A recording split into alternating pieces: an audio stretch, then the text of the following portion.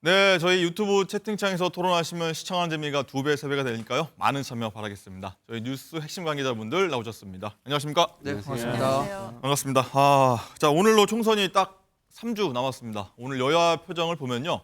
여당인 국민의힘은 여러 논란 때문에 좀 울상인 것 같고 상대적으로 야당인 민주당은 표정 관리 이렇게 말씀하는 분들이 아침에 좀 많더라고요. 자, 민주당 이재명 대표도 어제 표정 관리하는 것처럼 보였는데 이 얘기부터 한번 저희가 해보도록 하겠습니다. 자, 장가 기자, 어제 이 대표가 어제 강원도하고 자신의 정치적 고향이죠. 경기 남부 지역을 돌았는데 뭐 사과를 들고 일단 유세를 하더라고요. 웬 사과죠? 네, 어제 유세를 돌다가 한 지지자가 사과와 한라봉을 선물을 했는데요. 이 과일들을 들어 보이면서 이 과일값 너무 비싸지 않느냐, 우리나라 경제만 왜 그런 거냐라면서 윤석열 정권을 심판해 줄 것을 호소했습니다. 목소리 들어보시죠. 과일값이 너무 비싸죠? 네. 정말 터무니없는 물가에 우리 서민들 너무 고통받습니다. 저는 이게 바로 정부의 능력을 보여준다고 생각해요. 사과 한 개 10,000원, 이게 말이 됩니까? 좀 더 욕심을 낸다면 민주당 자체로 151석을 하는 것입니다. 최대 목표라고 할 수 있겠습니다. 더불어민주당이 독자적 과반을 확보하지 못하는 경우에는 전국이 매우 불안정해질 수 있다. 특히 국민의힘이 일당이 되거나 국민의힘이 지금 170석 하겠다 이런 말 하고 있는 것 같은데 정말로 그게 현실이 될 수도 있습니다. 자, 욕심낸다면 민주당 자체로 151석, 과반이 최대 목표다. 이게 최대 목표라고 얘기했는데 진수희 의원님, 일단은 여권 상황, 국민의힘 상황은 뒤에서 좀 다루겠지만 일단 지금 상황만 보면은 민주당이 좀 상승세라고 좀 보여지는데 이재명 대표 지금 뭐 표정 관리하는 걸까요? 아니면 설레발, 뭐 말조심하는 걸까요? 어떻게 좀 봐야 됩니까? 전형적인 엄살인 거고요. 엄살이다? 네. 그 이재명 대표 저 말씀을 하신 어제 이 표정이나 그 어제 내놓은 메시지 이런 거를 보면 그냥 엄살일 수밖에 없고요. 만약에 여전히 국민의힘이 일당이 되는 거를 견제하고 그래서 긴장해야 되고 뭐 이런 상황이면요. 제가 보기에 양문석 후보를 저대로 둘 수가 없죠. 그 총선 정말 결과가 걱정이 된다면 그 양문석 후보에 대해서 어떻게든 조치를 취했을 텐데 지금 계속 안고 가는 거 보면 그 양문석 그 후보 정도의 저런 정도는 그냥 안고 가도 충분히 일당은 물론 과반 가능할 수 있겠다라는 게 저 밑에 깔려 있는 것으로 보여서 예. 저거는 그냥 전형적인 엄살이라고 저는 봅니다. 네, 그렇군요. 김상일 네. 부대변님, 일단은 민주당 총선 상황실장이죠. 김민석 의원 보면은 마찬가지입니다. 151석이 최대 목표고 일단 지역과 비례 포함해서 일당 확보가 좀 굉장히 좀 힘겨운 반집 싸움이다. 반집 싸움이라는 표현을 썼던데 네. 괴를 좀 같이 하는 것 같아요. 이재명 대표하고 어떻게 보십니까? 그러니까 현장에 있는 모든 후보와 당원들이 긴장을 풀지 말라. 마지막까지 최선을 다하라. 이런 메시지를 저런 식으로 표현하는 거라고 저는 봅니다. 네. 왜냐하면 긴장을 풀게 되는 순간 뭐가 나오냐? 실수라는 게 나오는 거예요. 말 그리고 실수를 할지. 그렇죠. 말 실수를 할지 행동 실수를 할지 이런 것들이 조심하지 않는 조심성 없는 행동과 말이 나오기 때문에 저런 말을 통해서 조심성 없는 말 행동을 조금 자제시킨다라는 차원에서 저런 메시지를 내고 있다고 봅니다. 설주환 위원님. 네. 일단 5일 전인가 봐요. 이제 한병도 민주당 총선 전략 본부장이 153석 이상 내다볼 수 있다. 이렇게 얘기했는데 좀 달라진 겁니다. 일단은 김상일 부대변인 말처럼 뭐 낙관론 경계하면서 말 조심하자. 뭐 이런 좀 취지일까요? 아마 이건 각 당도 다 마찬가지로 보이는데 이게 외부적인 국민들에게 보내는 메시지와 또 당원들에게 보내는 메시지가 있거든요. 두 개가 다릅니까? 그럼요. 네. 그러니까 국민들에게는 어찌 보면 정말 머리 숙이는 모습, 그다음에 우리 어렵다. 한 표라도 꼭 와서 찍어주셔야 됩니다. 우리가 어렵습니다. 이렇게 어찌 읍소를 하는 것이고 또 당원들에게는 우리 이길 수 있으니까. 왜 그러냐면 이길 수 있어야지 투표장에 투표를 하러 가시거든요. 당원들은. 그렇기 때문에 어찌 보면 지지자들이나 이제 당원들을 향해서는 우리가 이길 수 있으니까 적극적으로 나와라. 이렇게 할 수가 있어서 저는 뭐 이게 앞으로도 계속 그런 아마 이 두 갈래의 어떤 메시지가 조금씩은 나올 텐데 뭐 저는 어찌됐든 간에 그렇다고 하더라도 지난번에 뭐 180석으로 이길 때도 우리가 180석 한다는 얘기를 안 했거든요. 그때도 어떤 분이 유시민 작가였나 하여튼 180석을 한다 그랬나요? 하여튼 그랬는데 정말 호되게 혼이 났었어요, 그때. 네. 근데 아마 내부적으로는 어떤 데이터나 이런 걸 보시면서 지금 굉장히 흐름이 괜찮다라고 아마 지금 판단을 한 것 같고 그래서 뭐 조심스럽게 지금 아마 전망이 나오고 있는 것은 같습니다. 네. 정광재 대표님 오랜만에 나오셨는데 일단은 민주당 이재명 대표가 이렇습니다. 국민의힘이 최대 170석까지 확보해서 제1당이 될 수 있다며 일단은 민주당이 과반의 위기론을 좀 내비친 건데 네. 국민의힘에서 얘기한 게 아니지 않습니까? 네. 이재명 대표의 말을 빌린 건데 어떻게 보십니까? 민주당이 위기입니까? 우선 그 말씀 드리기 전에 네. 과일값 비싸다고 해서 사과하고 오렌지 주셨잖아요. 사과값 아무리 비싸도 민주당 법카로 사면 되는 거 아닙니까? 민주당 그 이재명 대표가 과일값 비싸다는 얘기를 했을 때 그 생각부터 먼저 들더라고요. 법인카드로 사면 되는데 왜 걱정하지? 이런. 근데 뭐 그건 예. 제가 하는 얘기고요. 예. 지금의 판세에 대해서 민주당이 뭐 151석 얻겠다. 그게 최대 목표다라고 얘기한 거는 불과 10일 전에 한병도 의원이 얘기했던 153석 플러스 알파와는 완전히 결이 다르잖아요. 한 10일 전쯤에는 자신들이 조금 불리하니까 이 지지자들을 그 투표장으로 이끌어내기 위해서 일종의 좀 블러핑을 한 거고 지금은 조금 엄살을 부려서 이 지지층들을 더욱더 공고화하려는 그 전략이 아닐까 생각하고 있습니다. 사실 우리 정당은 목표 의석수를 뭐 숫자로 얘기하지 않고 겸허하게 결과를 기다리는 상황인데 그러면서 더 낮은 자세로 이 유권자들의 심판을 받아야겠죠.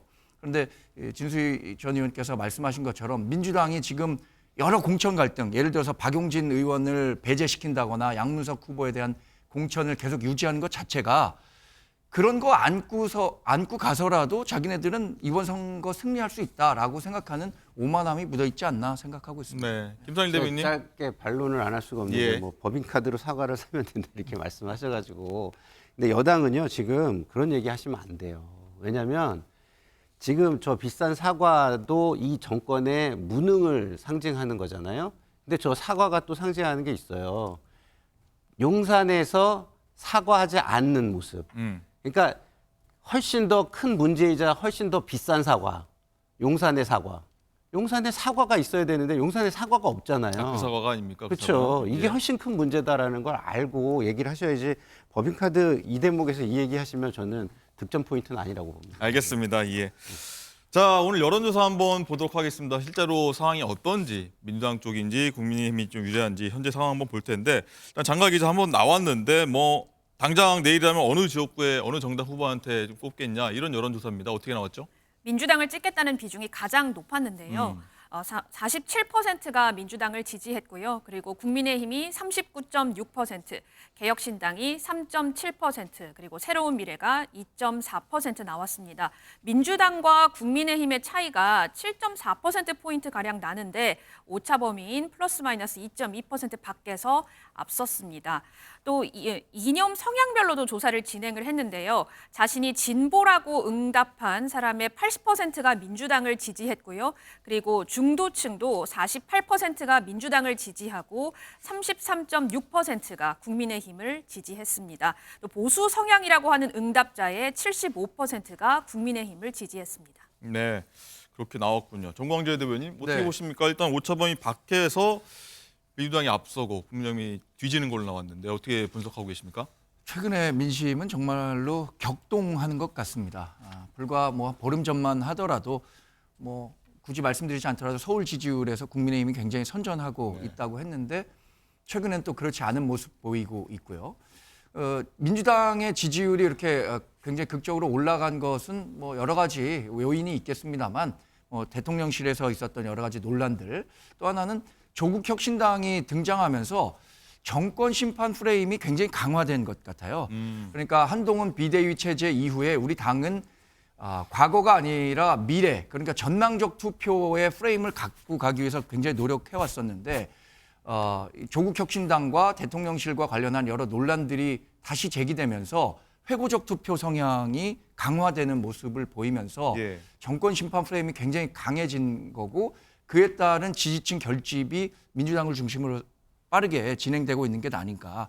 그런 부분에선 우리가 더 잘해야겠다는 생각도 듭니다. 네. 김상일 대표님 네. 어떻게 보십니까? 이 오차 범위 밖으로 벌어진 민주당이 앞서 나간 상황. 말씀하셨듯이 2주 전만 해도 이런 상황이 올 거라고는 생각하지 못했어요. 완전히 바뀌었습니다. 그러나 저는 그때 뭐라고 얘기를 했냐면 지금 국민의힘이 전투에 승리하고 있다. 각종 전투에. 그렇지만 이거는 민주당이 잘못하는 거에 반사이익이기 때문에 이거를 이어가려면 자체적으로 국민의힘이 잘하는 모습을 보여줘야 된다. 그래서 공천에서 대표적인 읍참마속을 몇 군데 하든지 네. 뭐 어쨌든 간에 총선에서의 정권 심판론을 뛰어넘을 수 있는 프레임이나 어떤 기대, 희망을 만들어줘야 된다. 이런 얘기를 저는 많이 했어요. 네. 안 그러면 전투에 이기고 전쟁에 질 것이다. 이렇게 얘기를 했는데요.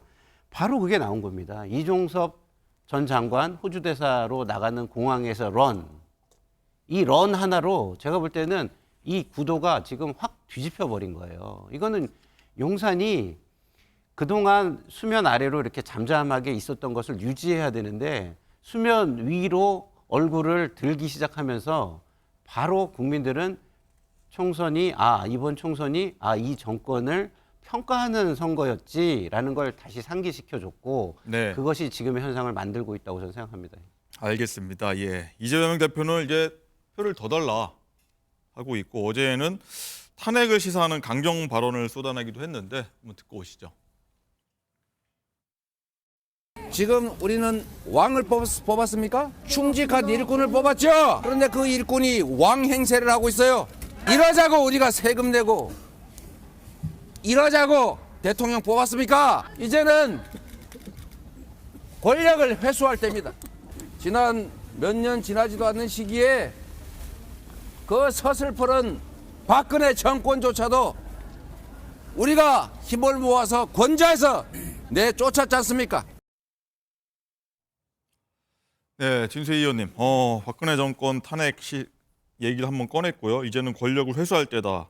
이런 얘기에 여권에서 여당에서 굉장히 반발했습니다. 이 얘기에.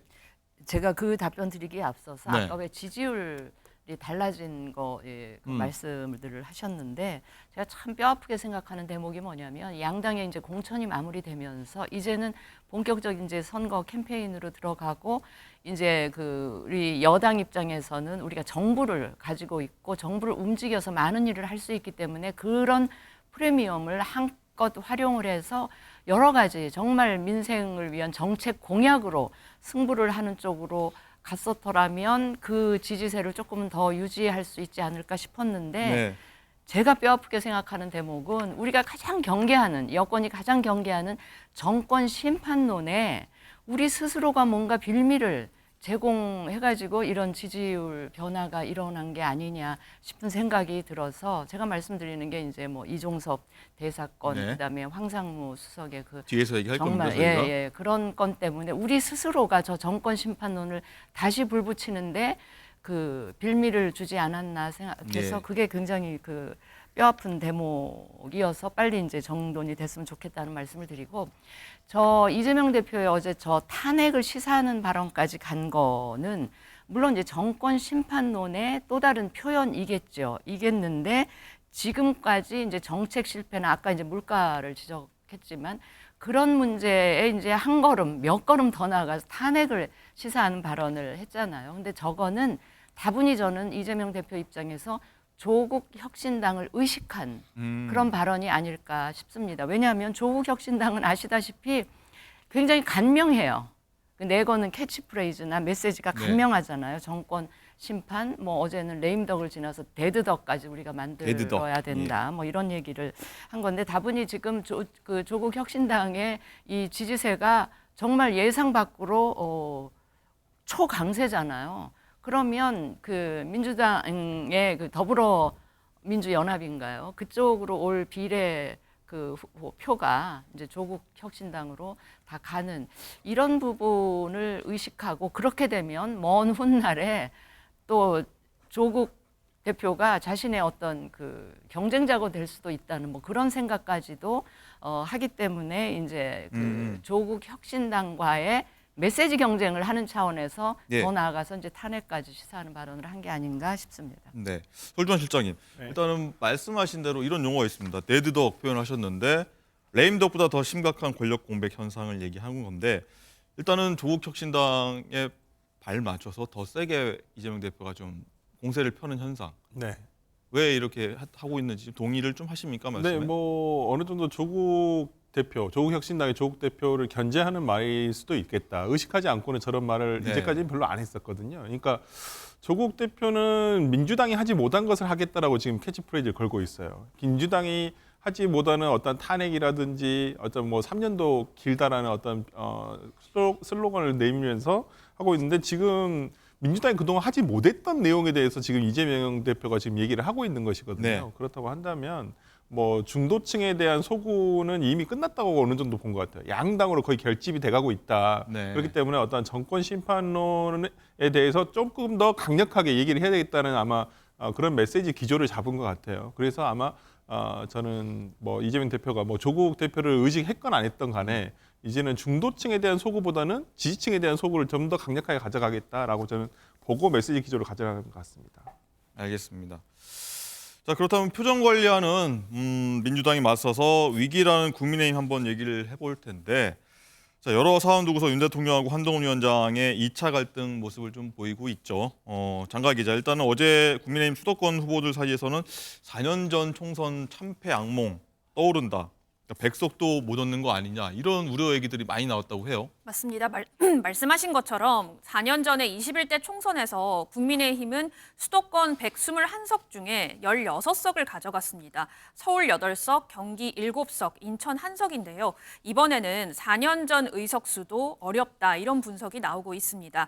이종섭 호주대사 문제에 비례 잡음이 겹치면서 수도권 출마자들이 더욱 대통령실의 결단을 촉구했는데요. 서울 중성동갑 후보 윤희숙 전 의원은 후보의 한 사람으로서 현재 논란이 된 인물의 자발적인 사퇴가 필요하다라고 언급을 했고요. 서울 종로에 출마한 최재형 의원은 이관섭 비서실장 교체부터 해서 즉각적인 대통령실 전면 쇄신이 필요하다고까지